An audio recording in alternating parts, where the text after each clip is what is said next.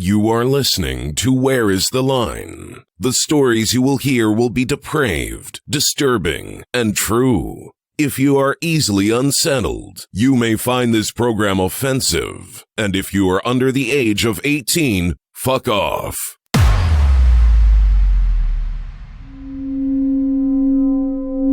I actually really enjoy the part of Chastity where I will lock a guy up and then just turn him on until like the nth degree. It definitely brings them to their knees and brings out a different docile, subservient side. Everybody drinking blood, everybody eating brains. Some monster party. Everybody eating flesh, everybody breaking bones. Some monster party.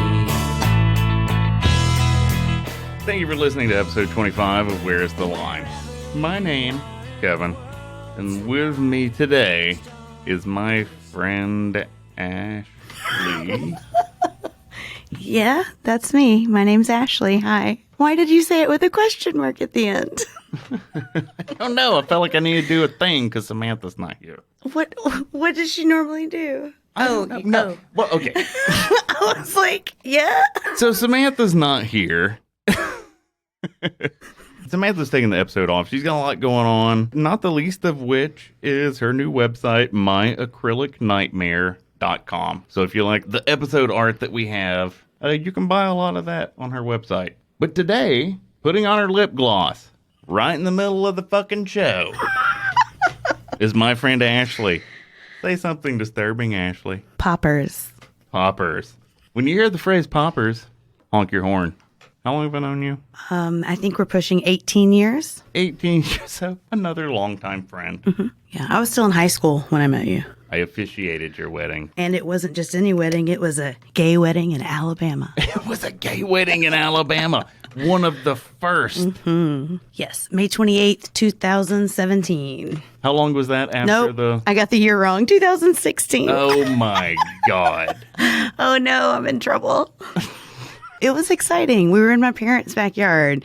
Definitely didn't think I was going to get married to a woman in my parents' backyard ever growing up in a super conservative Southern household. I bet your parents didn't see that coming either. Oh, they definitely didn't, but I had to let them know. So that's Ashley. Yes. Thanks for having me. We got a couple of new patrons, Lauren Lanning and Lauren Mangano, our new patrons at our Disturbed level.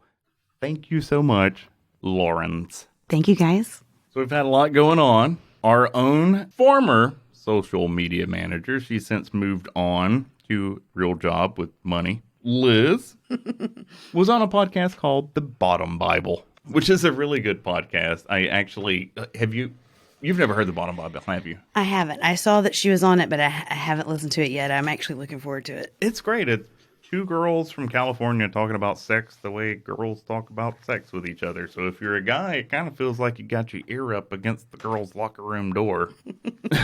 And Sounds like I don't know what it feels like if you're a girl. It's probably fine too. But anyway, Liz was talking about asexuality on The Bottom Bible. You should check out The Bottom Bible. It's a solid podcast. We should also send some good vibes to a longtime listener, Desperantibus. I'm not sure this person's real name, but this person's been listening for a long time. I remember talking to them over Instagram way back when I went to Orlando for the podcast movement thing. But Desperantibus has been in the hospital. Oh, no. Yeah. I just heard today, though, that Desperantibus is out. Yeah, so Desperantibus had been in the hospital for about a month, and had apparently been listening to the show to pass the time, and he sent us a really nice note and wrote, quote, I have spent a month now in the hospital after my appendix decided to tell me to fuck myself. I've been having all kinds of crazy complications, and my insides are full of pus and impacted shit because my bowels are hating the abscesses that have formed on them. Oof. I've been lying in my hospital bed listening to you and Samantha get into line-crossing stories and go off on hilarious sidetrack tangents. Listening has really made this whole ordeal far less shitty. You guys really are the best podcast on the internet, and anyone that says otherwise can fuck off. I swear I didn't make that up. Somebody actually wrote that to us. That's very kind. And one last thing before we get going, I wanted to say hello to David from California. Hi, David. A few episodes ago, I very ill-advisedly gave out my own personal phone number in case anybody was having like any trouble, and you had literally no one else to talk to because I really should be the last person on the list. But then you could call me. But anyway, David wasn't having any trouble, but he called me anyway. I mean, it was bait. Somebody was going to bite. It wasn't bait. I was. If you give your phone number out over a podcast, someone's going to call that number. Well, whatever. Yeah. Well, anyway, luckily a friendly person called too. That's good. Who probably, much like our interviewee today, didn't realize how long I would keep talking.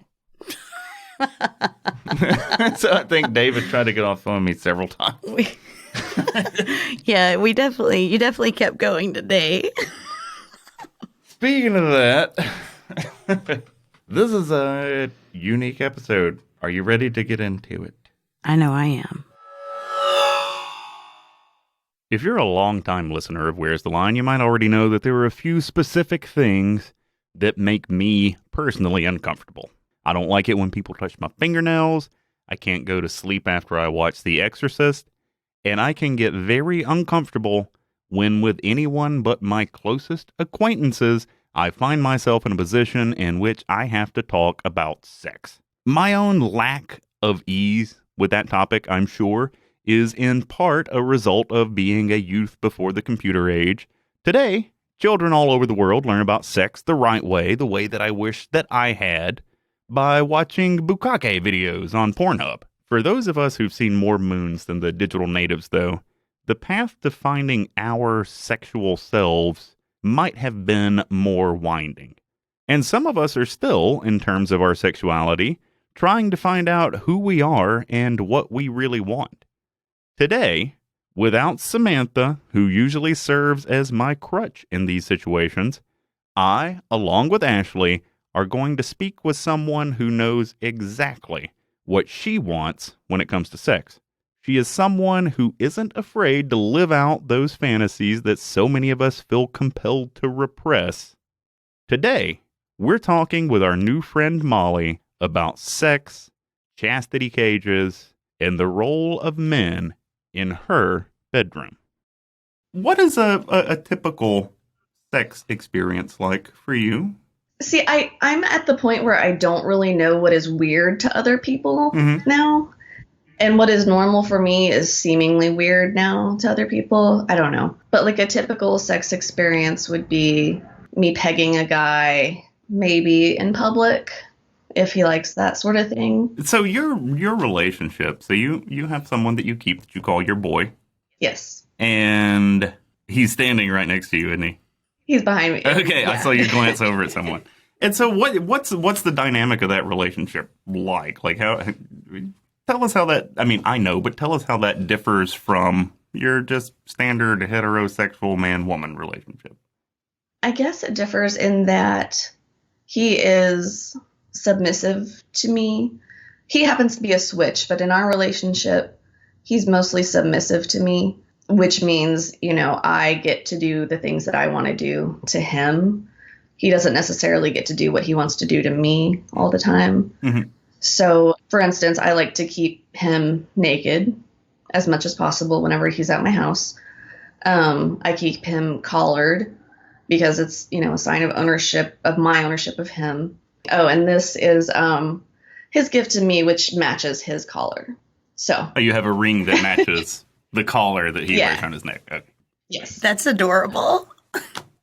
I know, isn't it? I think so. He surprised me with it. I was like, oh my gosh. And he's not submissive in a way that I'm like, oh, he's a piece of trash. I like to humiliate him or anything like that. Not at all. Mm-hmm.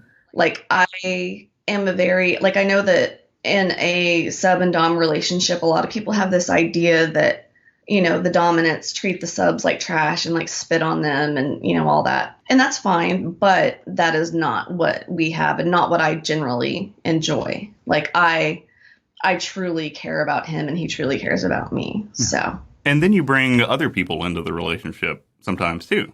Yeah. Mm-hmm. These are typically better endowed men.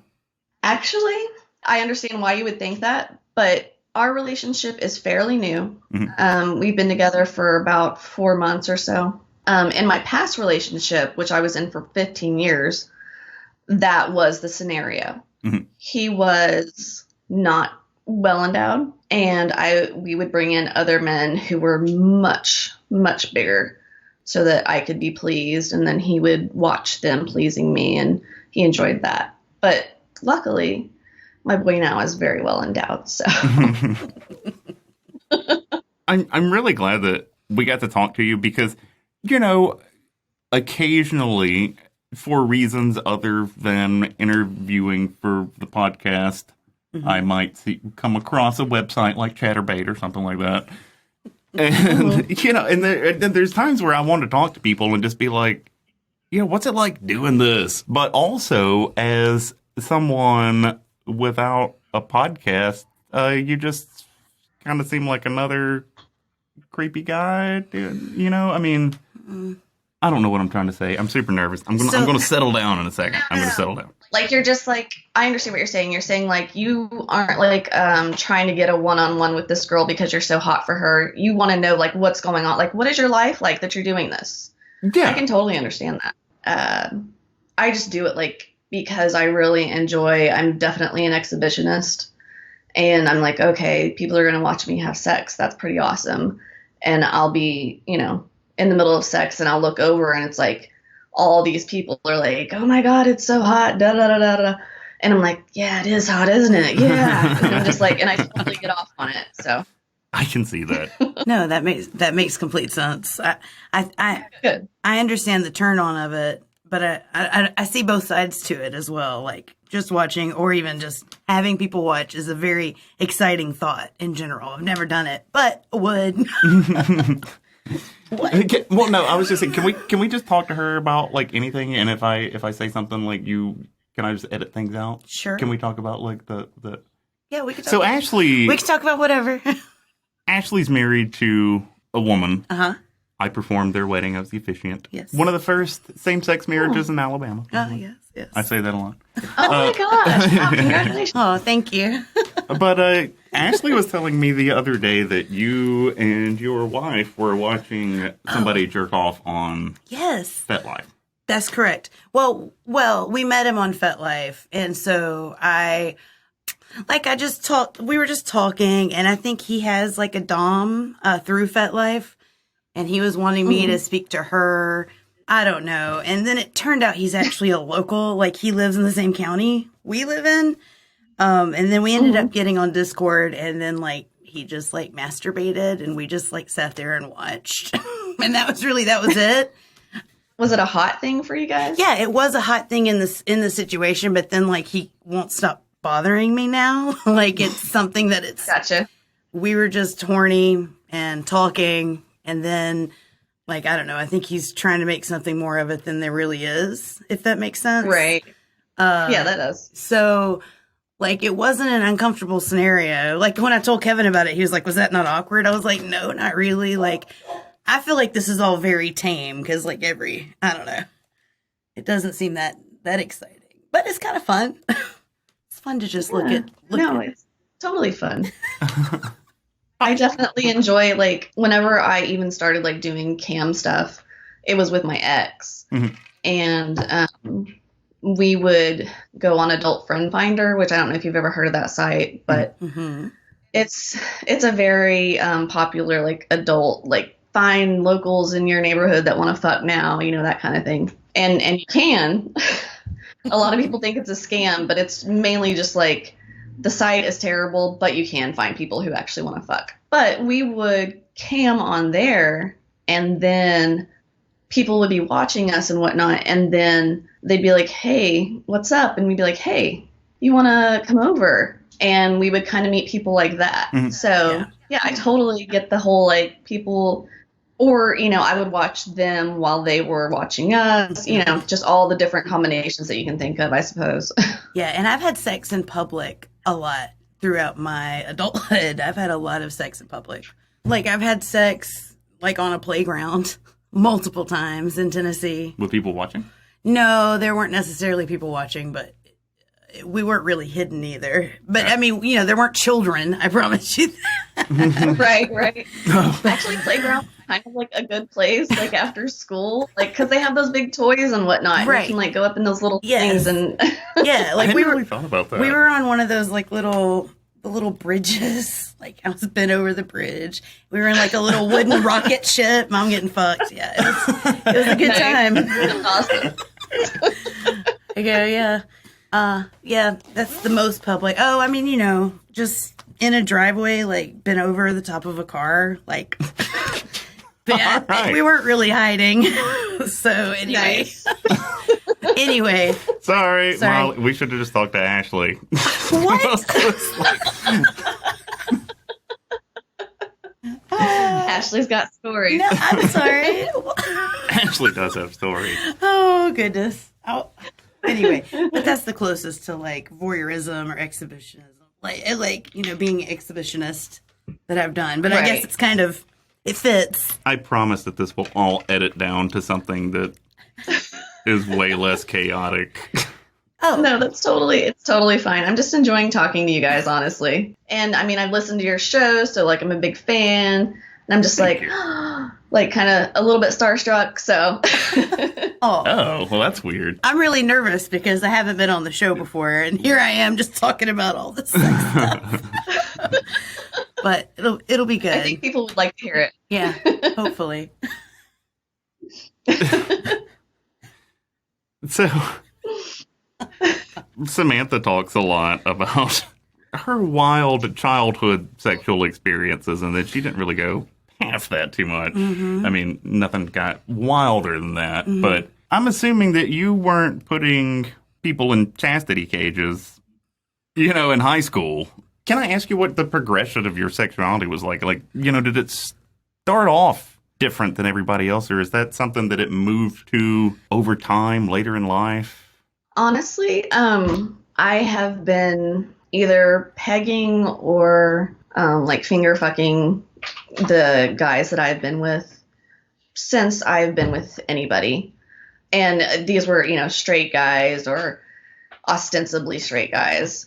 Who didn't really necessarily have an interest in that, but it's just something that I always just wanted to do for whatever reason.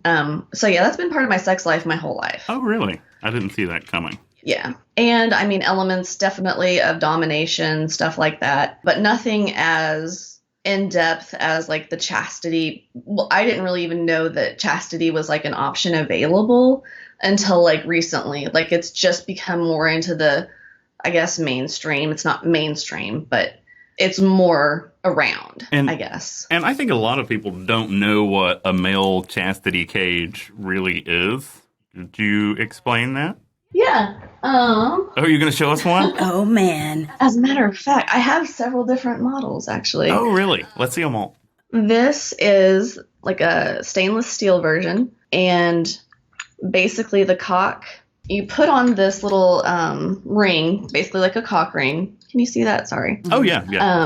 You put on the cock ring, and then you slip this over the cock, and you lock it, and it will stay. This is like the heaviest duty version. That does look substantial. It is. It's very heavy. That includes the shaft and the testicles? Or the Yes. Would you like to see a demonstration? Like if you don't, I totally get no, it, totally. Absolutely. Yeah. We're down. Ashley can close her eyes if she wants to. Okay. This one is very, very cold. So I won't put that on him right now. You think I'd want to close my eyes? I don't know. Okay. So this is audio, by the way. So right now we're on a Skype call with Molly. And I believe... Mm-hmm. Okay. You have Okay. I thought something else was going to happen. You're so excited. This is one of my packers that I use. Okay, so 2 pieces. And then you kind of pull both of these. I mean, you don't push it as hard as that, but and then you kind of slip it over the shaft and the head, and then you lock it. Oh my goodness. Yes. And then the balls hang out. And so, if a man is wearing a chastity cage, they're going to get an erection from time to time. I would imagine that's painful. Yeah, it is. But that's like part of the fun. I actually really enjoy the part of chastity where I will lock a guy up and then just turn him on until like the nth degree, you know, and then he is just like bulging in his cage. And there are different kinds of cages, obviously. Like this one is my Bluetooth cage, which I can use like over the internet. So I could lock you up from here if I wanted to using this. But yeah, turning somebody on, it can, like some of them have little spikes inside, so it can be really painful, or it can just be like, okay, my cock is confined and I cannot get an erection all the way, even though the dick is still getting hard. A lot of guys tend to like drip pre-cum when that happens, which I enjoy. But like it just like disconnects, and then through my phone I can set it for up to 3 months to not unlock. Shut up. So yeah. I love it. And some guys do actually like wear it for that long. Right. And they really enjoy it. I think it's great. Just control them all. Fuck it. It definitely brings them to their knees and brings out a different docile, subservient side. 3 months is insane, but yeah. Yeah. I was going to say I couldn't do without dick for that long. So I could never lock a guy up, at least not like my guy. Right. Maybe I've been asked to be a key holder for like people I don't really see that often or whatever, like literally just to hold the keys to their cage. I could leave them locked up for however long. I don't really care. But my guy, I need him to regularly service me. So Fair.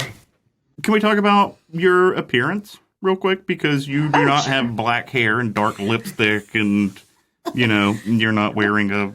She's not in latex or leather from head to toe. Yeah, no, you look like a pretty librarian. I actually went to school to be a librarian. I did too. He has librarian friends. Do you have the MLIS? Yeah, I went to school for a while to get my degree, and then ended up like going into an entirely different field and just kind of like, well, I have to make some money right now, and that ended up being my life, which is not the way that I wanted it to work out, but I enjoy the information sciences a lot. I have a question, but it's just kind of a like fetish kind of question. So what's the title that you've given yourself? Because I've forgotten. Is it Femme Daddy? Yeah. Okay. I didn't want to get it wrong. Yeah, Femme Daddy's a term that I hadn't heard before. I had to Google it. As you can see, like I am, as far as like my appearance, as you said, I don't look like the kind of person that would like whip your ass or, you know, stomp on your balls or something like that. Necessarily, not the stereotype. So I consider myself very femme, but I do have a lot of male, leanings. Like I very much enjoy pegging. I'm more male in my thinking, I suppose. And that's part of the reason that I really like submissive guys is because they tend to be a little bit more and I'm using total stereotypes. This is, on the surface stuff. But for me, I like guys that will be like sweet and that I can embrace, or I can just like grab and just be like fucking and be like, yeah, you're mine, that kind of thing. So yeah, that's what I think of as like a femme daddy. I love that. Somebody who doesn't necessarily look like a butch male kind of thing, but who feels that way. Right. So you've always been into pegging basically as long as you've been sexually active? Because like that's something that would just terrify me to try because I just don't know what I'm doing. So you're like, afraid you're going to hurt how somebody? would you, like hurting somebody or just like even knowing like what equipment I needed for it. Does that make sense? Okay. Yeah. Yeah. So for somebody that wants to get into pegging. Yeah, sure. But is a little bit afraid of it.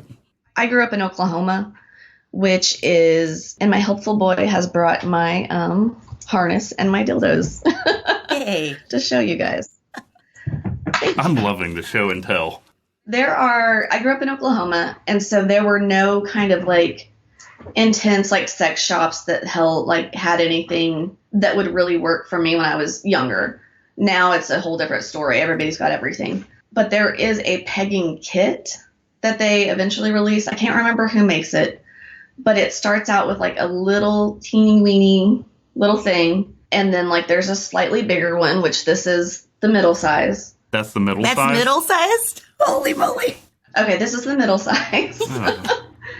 And I don't know exactly where the large one is, but I would absolutely recommend that pegging kit. Okay. That is the easiest way to do it. It's the least intimidating. Whenever you see the little bitty one, it's almost like insultingly small, but it gives you a good idea of what it's like. Right. So, and then once you are comfortable with that, you can move on to like the fancier harnesses, which I'll put this on like this harness is my favorite because it's super soft. So it's super like molds to your body and is pliable. There's the O-ring where the dildo goes. Yep. So that you can change it out. Like this one is the little easy one. This one is the big, mean, scary one. Oh, shit. Oh, wow. Hell yeah. And then this one is the comically gigantic one. Oh, man. Hell yeah. Can you get that into anybody? That doesn't go into anybody, does it? No. That is like the kind of thing that you like scare people with. And then I actually really like these. I don't know if you've ever seen them. I've had one of those, but we broke it. The whole thing with these is it's supposed to be like a strapless strap-on. But I actually think it's much better if you use a harness with it. It stabilizes it. You can actually like not worry about it flying out or whatever. But you still get like the pleasure inside. Okay, so we're looking at a dildo with a hook around the... Does that go where I think it goes? Yes, it does. Okay. Yeah, this part goes in your vagina. Okay. Yeah. All right. Yeah. So there's a part that goes in your vagina, curves out, and then there's a dildo on the end of it, so you don't have to wear the strap. This hooks around your pelvic bone inside, and then it's like such a little crease right there that it usually just stays like just like that. So you were saying that this isn't any kind of thing that developed for you over time, that even younger dating straight men, that you were pegging straight men back then. And this is probably something that doesn't seem like a big deal to you, but how did you approach that? How do you approach that with a straight man, especially back then, where you had a guy with a virgin butt? Yeah. Whenever you're like 16, I mean, obviously you're horny and you're just like, hey, let's do some sex stuff. And the dude's like, yeah, let's do whatever. And so I would just be like, okay, well, I'm going to do this. And I'd start by like licking their ass maybe as I was like going down on them. I would just kind of very slowly like ease them into it. And, pretty much they always enjoyed it. Like I've never had anybody that was like, no, this is painful or this is terrible or anything like that. But I'm also like a very gentle kind of lover, I guess. Which doesn't seem like it would fit with my image, but I am. So these are all guys who had never tried anything like this before, and they ended up enjoying it, you said. Yeah. So if someone's in a long-term relationship and they have an interest in this, Absolutely. how would they go about approaching that with someone that they've been with for a while and they've never shared that with? That is difficult because a lot of relationships get so like locked into like the routine that it almost seems like it's not impossible, but it seems impossible to suggest anything out of the norm. Yeah. But I mean, I would like I did, just like start slowly like doing a little bit more, touching a little bit different places. Don't do anything without consent, obviously, but just gently and be like, okay, does that feel good? Like, oh, I like it when you do this. Do you like it when I do that? It feels good for me. Does it feel good for you? that kind of thing. Just nothing like dramatic, like, okay, I want to fucking peg you. I would never suggest doing that. Just take it easy, I would say. Because I think in the South, in Alabama, a lot of us are sexually repressed, and we don't know how to communicate. Yeah, communicate. I think a lot of people around here probably have all of these things in their mind that they want to be doing, and they're just so afraid to approach it or come out about it. Absolutely. Online, I talk to men or have talked to men a lot who have this fetish and they love to, stick huge dildos up their ass or dress in women's clothing or whatever it might be. And they do it on a regular basis and their wives have no idea. And it kind of breaks my heart because I'm like, I don't know if the wife would be into it or whatever, but it seems so sad to me to just hide that part of you totally away and be ashamed of it. Like, I am definitely an advocate if you can, which I know in all cases you can't, but if you can, open up a little bit about your sex life because that is a huge part of your life, and that being open or not will make you make your life, it's in general, just, a good life or a bad life. If you're constantly hiding this thing, it just seems like you could never truly be happy. And I think it's, it's similar to the thing that a lot of trans people go through around here. I have a stepsister now who's trans, and she only came out, she was 20, almost 30 before she came out. And it's, it's because a lot of it's because we live in a place where the judgment's laid on very thick down here. Yeah, it's a very judgmental place in the South. It can be.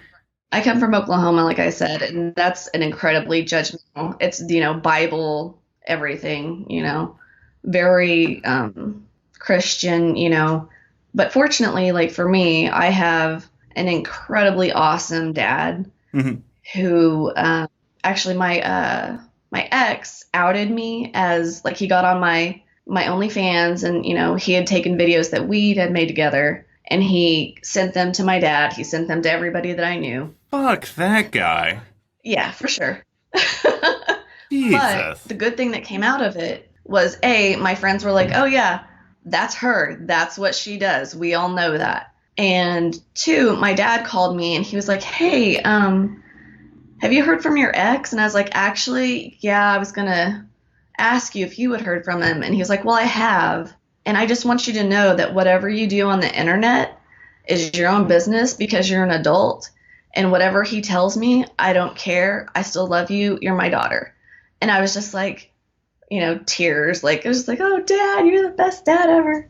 Your dad is the best dad ever. That's awesome. That's wonderful. Yeah, definitely. And what's crazy to me is, like, some of that porn he made with me, he encouraged me to make. It was like, okay, but you're in it too. But nobody really cared about that part. So. And he sent that to your dad.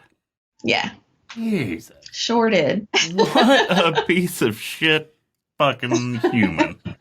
You get mad at people. Mm-hmm. And, no. I don't care how mad you are at somebody. You don't send your fucking sex tape to their friends and their dad. That's just... Yeah, it's pretty terrible. And actually, his mom was the last time that this happened, which it's happened a few times, by the way. The most recent time was in August. His mom decided to send it to, like, people in my industry that I might work with. So that was even, like... Fuck? Yeah. So, there are definitely hazards to, like, putting yourself out there, being recorded in any way. But luckily, the revenge porn laws are, like, getting much, much better. Mm-hmm. Like, when he started doing this, I literally could not do anything about it. Now I could actually, like, file, like, a lawsuit against him or, I don't know, get a restraining order or, stuff like that. Before I couldn't do anything. It's probably a bad idea, but I'm day drinking. Do you have anything about him that you would like to share? As retribution. Oh, I have so much terrible stuff. I really do. We can put it out no. there. I mean, No. if anybody fucking deserves it, it's this dude. So you can either you can make a choice, right? You can take the high road right now, and you can say I'm not going to be like him, or No. you can fucking spill the beans on this fucking asshole, and we'll leave it in the show. Honestly, that's not me. It never has been. Like, a lot of the people that subscribe to my Just for Fans or whatever, Mm-hmm. I kind of had to shut it down for a minute because I wasn't sure what exactly was going on with them because they subscribed to it and were printing everything off and sending it to people. And I was like, I don't know what I'm going to do right now. You know, like, sorry, subscribers, like, I'm in this bind. This is what's happening. And all of them were like, you know what? Get Twitter justice, da-da-da-da, put everything out there. And I was just like, I can't. You know, it's just, I can't. Because, I mean, his life is very sad. So I don't want to, you know, invite all that. Yeah. Not that he doesn't deserve it. No matter how sad your life is, you can't do that shit. But but thank you for the offer. Well, it's amicable that you're taking the high ground on that. But yeah, like, I happen to have a very supportive family unit around me, but I do know that it's incredibly difficult. Like, when I was a teenager, it was not like that. It was very, like, I came out as bi kind of on accident to my mom when I was a kid, like, and she lost her shit, and it was a very bad time. So yeah, and the people in my school happened to know because it's a small place and they were very cruel and all that, but I don't know. It's the nature of living somewhere like that, I guess. My mom doesn't know that I'm bi, but she wouldn't care. I mean, the only reason I've never told her is it's just, we don't talk about sex, so it's awkward. But, like, when I tell my mom that I'm bi, she's going to be like, okay. I got bigger things to worry about. It's not a thing, you know? Right. But I've never told her, but I guess I'm going to before this episode comes out. Or maybe not. I don't know. I'll just see. I'll do what I want to do. No pressure. Whatever you want. Are you out to anybody in your life? I mean, aside from Ashley. Oh, everybody that I've known for a long time knows. Yeah. I mean, yeah, Samantha knows, Ashley knows. Your girlfriend knows. Everybody I work with knows. Everybody I know knows except for people in my hometown. Right. Because I live in a college town now. Nobody gives a shit here. So it's like not a big deal there. No, it's not a big deal here. But an hour in any direction from here, it's a big deal. It's a big deal. Yeah. Right. No, I totally get that. What else are we going to talk about? I don't feel like we've gotten where is the line explicit. Oh, okay. All right. Yeah. You better up our Like, game. Would you like me to talk about fisting? Absolutely. yeah, Yes. in as much detail as possible. I absolutely will. I mean, so yeah, that's something that I really like to do. And I don't know if you can tell from like seeing me right now, but I'm kind of a small person. Like, I'm a petite person. And so my fist is pretty small. Almost any guy that I will be with is bigger than me. And I'm like, come on now, you can take this in your ass, can't you? Like, and I will pretty much pester them until they let me at least try it. And like my current boy, he takes it really well, and he's getting me props just so. So yeah, here are my latex fisting gloves. Yes. And here is the J lube that we use, which I think that you actually talked about this on your like Mr. horse Hands. fucking show. Yeah. You're the only And you're person like- I know that has J-Lube, though. I've never actually seen it. I just heard about it, and then I looked it up. It's good stuff. I mean, it's very, very thick and slimy, and it'll get you where you need to go. Okay, So, because I subscribed and I was watching some of your videos earlier today, I know that you also have Shibari lube. yeah, I do. Mm-hmm. How does the J-Lube compare to Shibari? Because Shibari seems top of the line. It's nice. It really is. But the J lube is so thick and it's like a powder. So you mix it with water And it's different than any other lube I've ever, tried. But it's just so slick and not sticky. It'll make anything slide anywhere. So That's awesome. Shibari is like fine for like normal everyday, like, okay, I'm not quite wet, or I want to have a little bit more moisture. But I would definitely say get some J-Lube if you're going to do like any kind of intense anal stuff. Okay, so you're about to fist the guy. You've got your J-Lube. Got my latex glove. You got your latex glove on. And one ingredient that is not essential, but I consider it like to be very important, is poppers. I don't know what that is. Do you know what those are? Never heard of it. It is like amyl nitrate. Mhm. It is basically you sniff it and it gives you like a head rush, but it also relaxes all your muscles. So if you ever watch any gay porn and they're like sniffing anything, that's what they're sniffing. Because it relaxes you so much that anything can pretty much slide up in there. Okay. So I like to, I lube the dude up, I lube his ass up. And I have him, use the poppers. And so he's nice and relaxed and you get kind of high for like a minute. And then it just eases up in there. I had anal sex earlier and I used poppers myself. Earlier today. Yes. Your life is so much better than mine. Sorry. My life is pretty sweet right now. I can't disagree. But I feel like anybody could have this life, like honestly. So within the BDSM like world, like fetish world, there's so many different things. It's kind of overwhelming in a way. I know you use collars and the chastity things. So do you use like paddles or cat o' nine tails or anything of that nature? Depending on my mood, I guess. But I have my boy is so incredibly helpful. I cannot even tell you. He's just bringing you all of your props. I'm just naming it, and here it is. I even asked him to do all this. This is just him. These cloggers I have, they're like locally made. This toss I also have. Yes. But yeah, I do definitely enjoy some like, and this is just like a random. That's a giant wooden spoon. Yes. It's a giant wooden spoon, but it is good for baiting people's asses. Yes. See, okay, so I'm really into like I want to be spanked and like hurt basically a lot. And I remember at some point there was a I don't know, I saw someone's profile and they had like a bunch of found objects to basically to hurt people with. I say hurt people, but like to spank people with. And that wooden spoon just got me way too excited. Anyway. Are you imagining how it would feel against your ass? It'd be so great. Like, it would be so wonderful. I need that big ass spoon.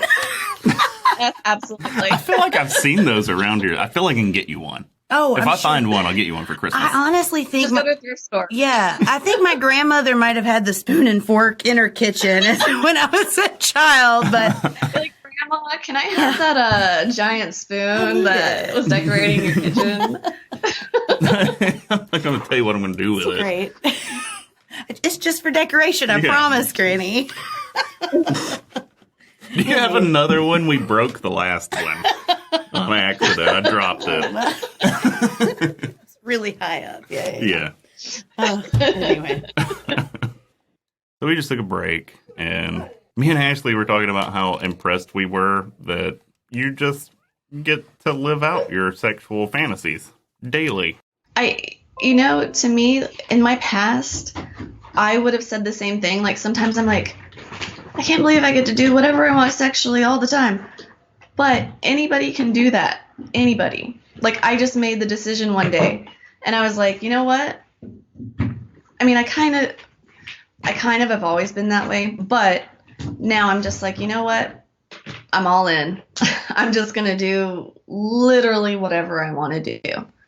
And anybody can do that. And people are often like, oh, I wish I could do that, da-da-da-da. Everybody can. Like, I wish that if there's one thing that I could ever impart to anyone is that anybody can. You just got to do it.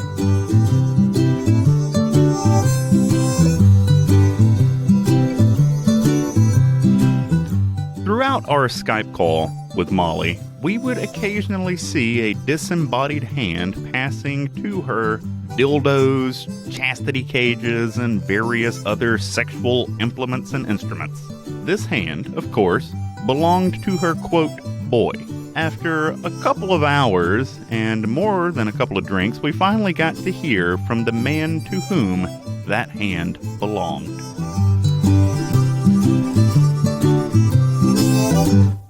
I take care of her. I clean her house. I cook all of her meals. I literally anticipate any time that she's hungry, thirsty, upset, sad, sleepy. And she doesn't even have to say anything. I know exactly when she needs something. And she'll just be like, hey, can you get, and I'm already bringing it to her. And it's just something I become very intuitive with. And that's how I've been my entire life. And I guess for other people, I don't know if it's me throwing shade. It's strange to me that other people don't become they don't notice when their partners are certain ways. And it's just what I'm used to. I'm used to knowing when my partner's upset or something, when she doesn't want to talk to me, in a very certain way. I know exactly what she's feeling sometimes, but I know what she wants to eat, what she wants to drink, when she needs something.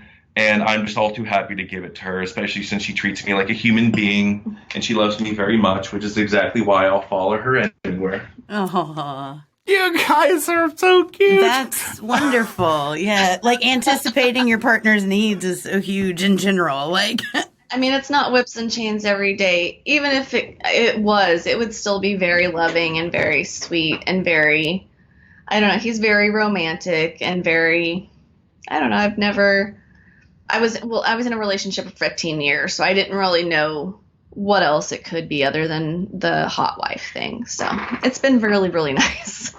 But before we go, what kind of sex are you guys going to have tonight?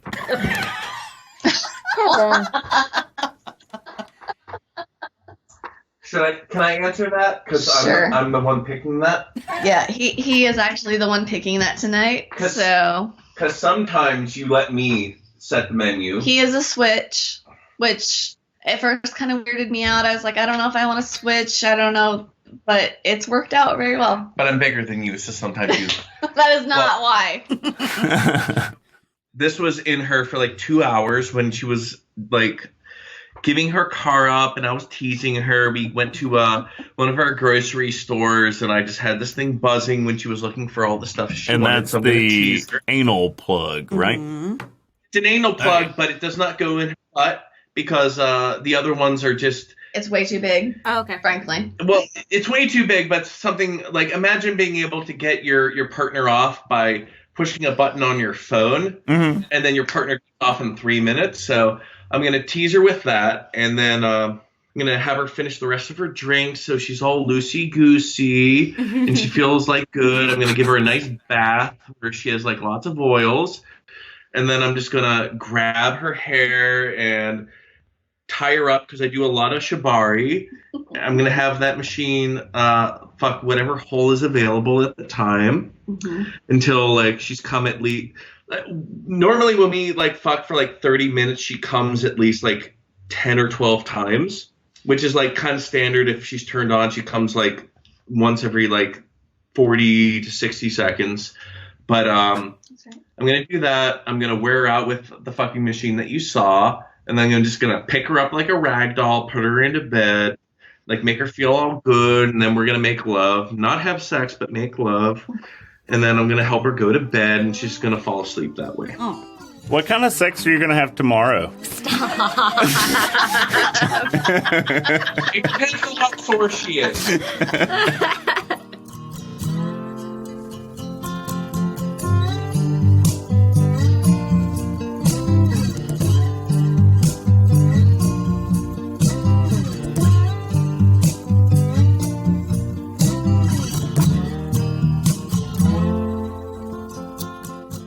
Thank you for listening to episode 25 of Where's the Line. If you enjoyed the show, be sure to subscribe so you don't miss the next episode. New episodes come out on the 1st and the 13th of every month. It used to be that shit shows came out on the 1st of every month. Turns out shit shows were a stupid fucking idea. But it was supposed to be the idea, we were only doing one show a month, and I the idea was that we would do a shorter, easier to do episode Right. in between. Right.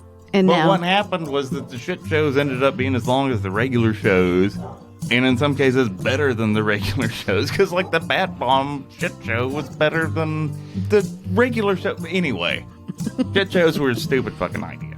So we're just going to have shows on the 1st and 13th of every month.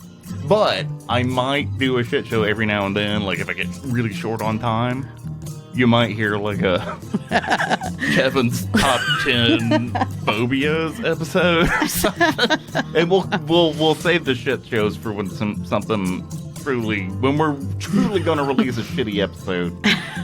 We'll call it a shit show thing. I know your phobias. It's just feet. Just a bunch of feet. Feet and fish. Yeah. There you go. And talking about sex. We got a couple of reviews to get to. Our first review comes from JFC Send My Review Already. JFC Send My Review Already writes, like hanging out with friends. Tried it out per Rachel and Desi's From Hollywood Crime Scenes recommendation. So glad I did. Binge-worthy listening. And a special thank you to Kevin for helping a noob. Aw, that's nice. I know who this is. This is somebody that wanted to start a podcast on their own, and they sent us a message and asked what kind of stuff we use, if I have any tips, and I do have tips, and I have a lot more what not to do than what to do. But if you want to start a podcast, get in touch. Be glad to help you out, just like I did for GFC Send My Review Already. I love that username. Our next review comes from Shell Ray. Shell Ray writes, Nutty Putty. Another effed up episode. I loved it. Kevin and Samantha are great. I love Samantha's strange childhood stories. I also called it a pud. Moving on to voicemail. Our first voicemail comes from Kevin. Do you know if you look up Kevin in the book of baby names, you know what it means? No, what? Handsome. Hey, this is Kevin from Groveport, Ohio. Kevin's a very strong name. Much pride. Just turned on to your podcast here in the past month. I've burned through every episode. It's pretty awesome, I must say. Yeah, I'm just sitting out here in my basement. I'm painting a war portrait for my daughter. So I'm a little tipsy right now, so forgive that. I'm going to ramble a little bit. I don't know, maybe do an episode about Paul Bernardo and Carla Homolka. Just an idea. Maybe just a little idea. I don't know. Never mind. I don't know. If you can edit this, I don't have no idea. No, you guys rock. I really look forward to your next episode, whatever it is, because I'm at work all day and I've burned through all my podcasts. This being my newest one, and I've burned through all of it. And I await new episodes. Cunt lickers. There you go. Hail Satan, cunt lickers. There it is. Thank you so much for that voicemail, handsome. Cunt lickers? Hail Satan. What more do you want from your voicemail? Got everything. Yeah, you said you were painting a war portrait. Take a picture of that and send it to us. I'd love to see it. We got a lot of artists that listen to the show. Yes. I love seeing the stuff that they make. Have they sent in any character renderings of you or Samantha? No. Tori, I believe, is rendering a portrait of me sucking a big pickle per Samantha's request. Nice. But I haven't seen it yet. Finally, this voicemail comes from longtime listener Jacqueline. He left this voicemail during our live stream of the last episode, and I did not play it. Did you just miss it? I didn't mean to. It was an accident. Kevin's very easily distracted. I am. Hi, this is Jacqueline calling from Canada. My favorite curse word is cunt, and I am enjoying your podcast very much. It's very informative. And, I just wanted to say you guys are awesome. Can't really see the new haircuts, but I can see Samantha's and it looks really cute. Don't know about Kevin's, can't really see it. Anyway, you guys are awesome. Great podcast tonight, and bye. Thank you so much for leaving us that voicemail, Jacqueline. I'm so sorry that we didn't get to it sooner.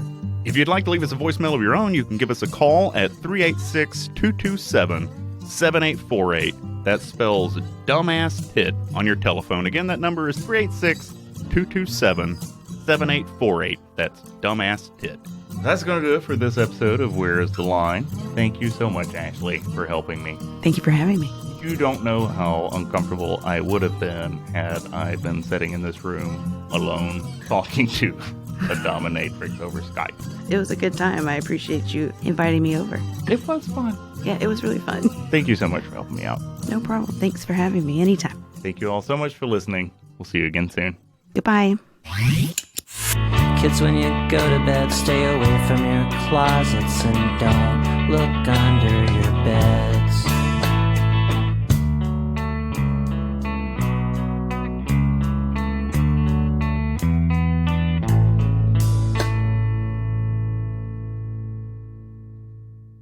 One last thing before we go. I mentioned in the middle of that episode that I was bisexual, which is something that I haven't had any reason to come out about on the show before now.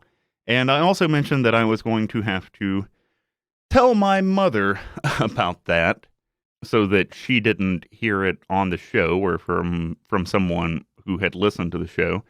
And I did that just a few days ago. And I'm happy to say that my mother gave me the only appropriate response to someone who comes out with you, which was she told me she still loved me and that it wasn't a big deal.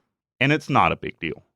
But just if you have someone in your life who comes out to you, first of all, if you're not supportive, if you feel like there's something wrong with them because of their sexuality, you are incorrect.